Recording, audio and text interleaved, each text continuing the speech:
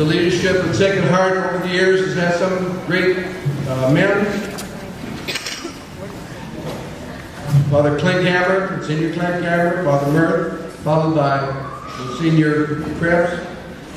And this evening we do have the opportunity to hear from the next pastor to follow Father Krebs, and that's Father Rogers. So if Father Rogers would come up here, we would warmly welcome you and give you an opportunity to say a few words about Sacred Heart.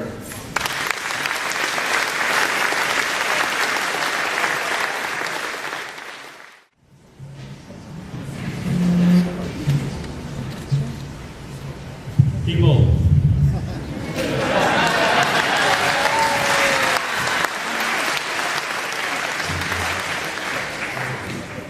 my gift to you this evening will be that I will be brief. After 40 years of teaching, over 40 years of teaching, I have learned that the mind can absorb about as much as the butt can endure.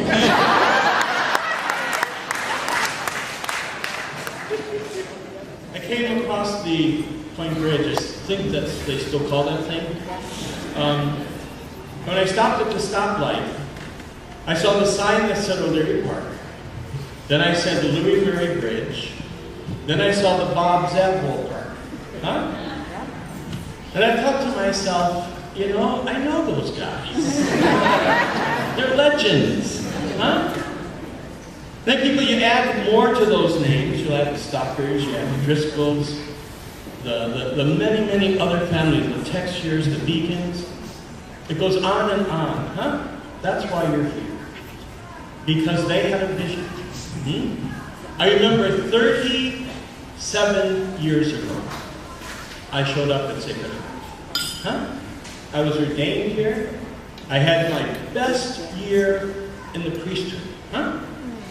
And I learned many, many things here. I remember when the bishop assigned me as pastor, I don't think my feet hit the ground. Huh?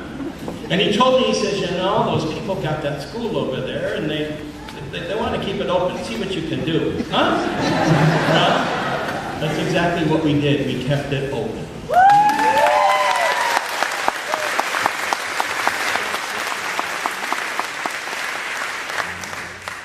And I believe you will be, maybe we will not be here to celebrate the next centennial, but your great-grandchildren will be, huh? Because what I see happening here, you have generation passing on the vision and the faith to generation to generation.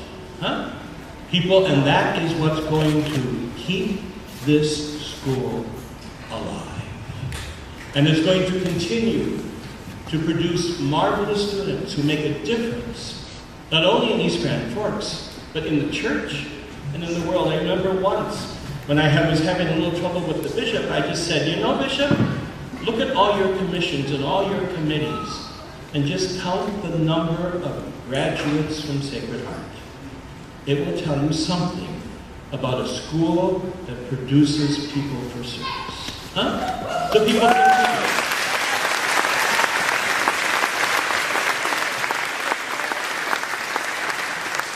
continue to do that, huh? And continue to pray for us, huh?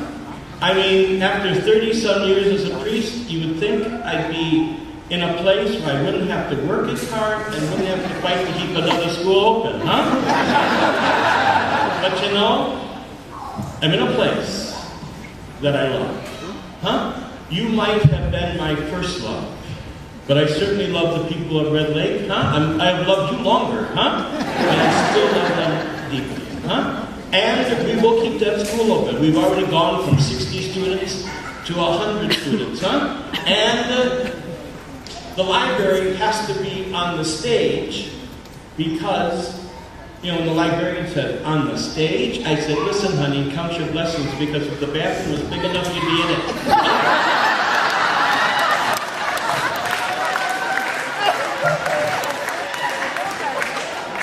The people, you need to keep the vision and the faith alive. And this school will go on and on and on, be even better than the one that we're leaving, huh? Because that's what it's all about. You know, people, we have lots of mission groups that come up to Red Lake now, huh? And sometimes when we sit at the table, I won't take more than 15 because that's all I can get around my dining room table. And usually the first meal takes about 5 minutes, huh? And I tell them, you're still going to be here for 45. And then the last night, usually it's 2-3 hours what we're talking. And I remember one of the groups asking me, one of the kids says, you know, Father, when is life going to have meaning? And I told them, your life will have meaning when you find someone or something that means so much to you that you are willing to die for it. People, that's what I feel about Sacred Heart. That's what I feel about the school. Huh? It was willing. I was willing. And Tim that followed me, and Larry that followed us, huh? We're willing to give what we can. I already stand before you. Well, the kids, my Indian kid says, you know, Father, you're like those chickens got missing parts. Huh? They know which button to push on my leg so that they get it off and then they run off and they say, you can't come after us now.